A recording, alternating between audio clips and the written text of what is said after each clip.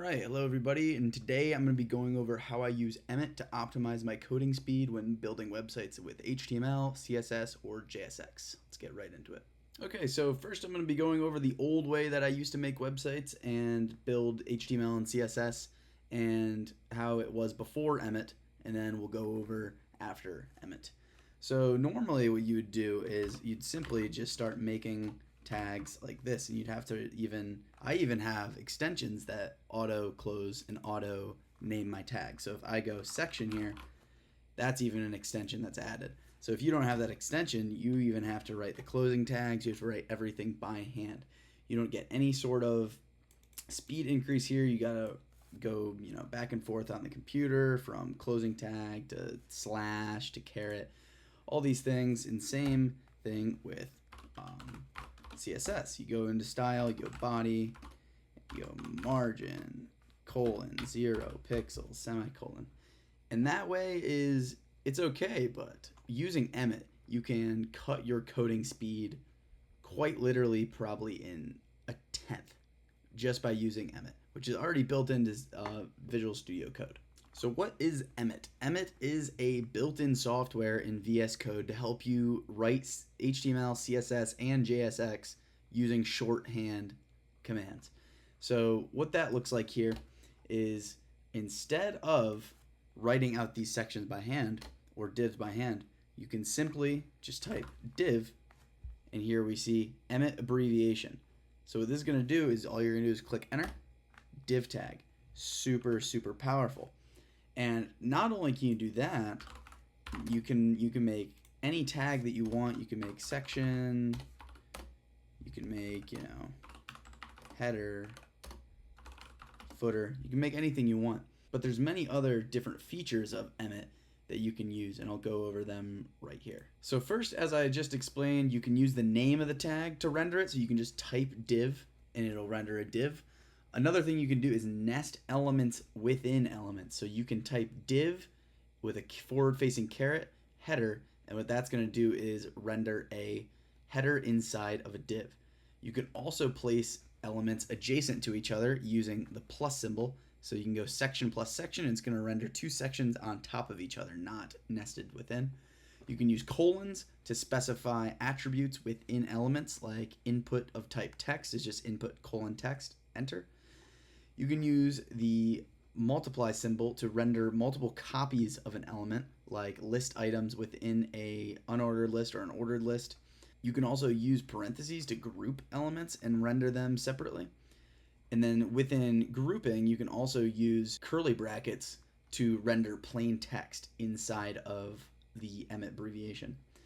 And then on top of all that, you can use periods and pound symbols to make elements with classes and IDs. So you can go section dot whatever class name or section pound whatever ID name. And then on top of that, there are EMMET shortcuts for almost every CSS property. So for example, you can go M0, and that's going to do margin 0 pixels. If you want to do percent, you just do M0%, and that applies to all units. So if you want to do padding top 0% or padding top 5%, you do PT 0%, or any sort of unit. If you want a specific unit, you just follow the number by the unit. And then also background color hash 000 does background color with black. And then my personal favorite is using, because I do display flex, justify content space between, and align items center. I do that very often when making, say, an image with text section or really anything.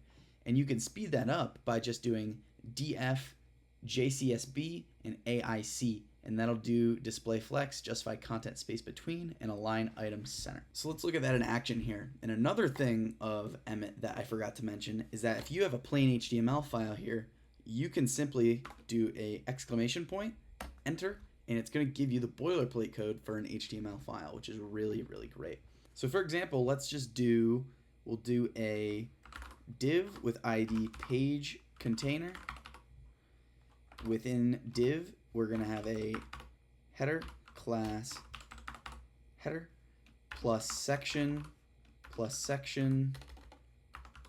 Within that section, we're going to have a unordered list with 3 list items with classed list item, then boom.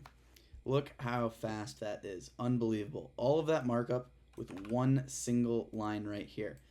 And you may be thinking, you know, that's a lot to remember. You know, I got to learn a whole new thing. And that is true. It takes time to adapt to that. But once you get really good at using EMMET, it is going to cut your coding speed in a tenth. It is going to absolutely plummet your coding speed. You're going to be, I guess not plummet, it's going to plummet the amount of time it takes to code certain things.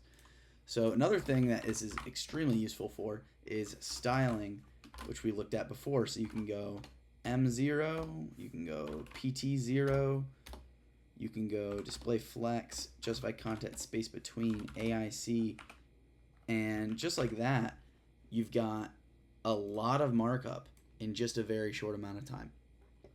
Whereas normally you would have to type out all these, and even if you don't have a auto tag closer, like if you have something like here, if you have an auto tag closer, it makes it a little faster as well, but it still doesn't compare to how fast EMMET really is. So here now I also have a React file, a .jsx file, and EMMET also works in JSX files, which is really nice. So if I just start here, go React functional component here, I'll just name it EMMET.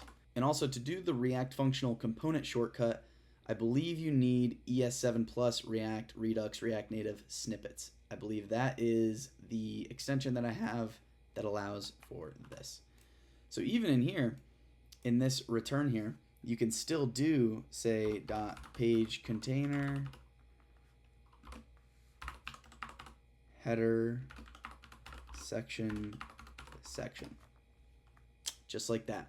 It's all the same. The only difference is class name instead of class, but that's just a React thing, not an EMMET thing.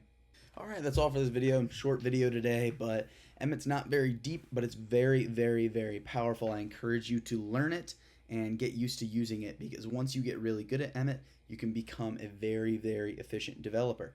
So if you guys would like to know more about EMMET or have any questions, comment down below or just search up the EMMET docs. And that's all for this video. Thank you for watching, and I'll see you in the next one.